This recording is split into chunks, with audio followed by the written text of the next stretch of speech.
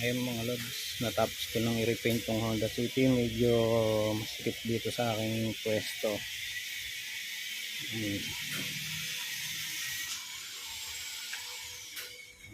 Halos sa 3 feet lang yung yung allowance sa magkabilang gilid. Medyo masikip ang aking pwesto dito sa aking spray booth. Pero yan, tapos na natin siyang pinturahan. At yun, binaklas natin yung mga salamin niya para walang overspray, pati yung mga weather strip niya.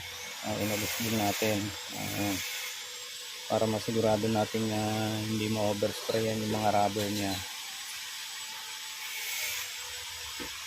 So ganun din yan mga lods ang final result.